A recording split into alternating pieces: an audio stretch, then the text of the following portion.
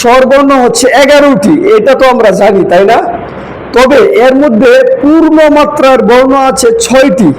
যেমন আপনারা দেখবেন স্বর অ, স্বর আ, হ্রস্ব ই, দীর্ঘ ই, হ্রস্ব উ এবং দীর্ঘ উ।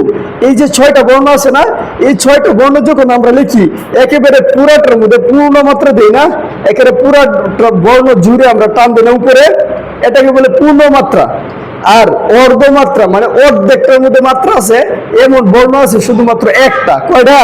একটা বা একটি। এটা হচ্ছে রি, রির মধ্যে হচ্ছে অর্ধমাত্রা, এটার কি বলে? অর্ধমাত্রার বর্ণ। আর হচ্ছে মাত্রা নাই, স্বরবর্ণ 11টির মধ্যে মাত্রা নাই এমন বর্ণ আছে হচ্ছে 4টি। কয়টি? 4টি। যেমন মনে করেন এ, ওই, উ, ও। আচ্ছা, এ, ওই, উ, ও এইগুলোর মধ্যে কোনো মাত্রা আছে? নাই। তার মানে আমরা বুঝতে পারলাম যে স্বরবর্ণ 11টি, পূর্ণ মাত্রার বর্ণ হচ্ছে 6টি, অর্ধমাত্রার বর্ণ হচ্ছে 1টি, মাত্রাহীন বর্ণ হচ্ছে 4টি। তো আপনারা এইগুলো বাড়িতে খেয়াল করবেন কোনটার মধ্যে মাত্রা আছে, কোনটার মধ্যে কি নাই, মাত্রা নাই, কোনটার মধ্যে অর্ধমাত্রা আছে। ঠিক আছে? মনে থাকবে সবার।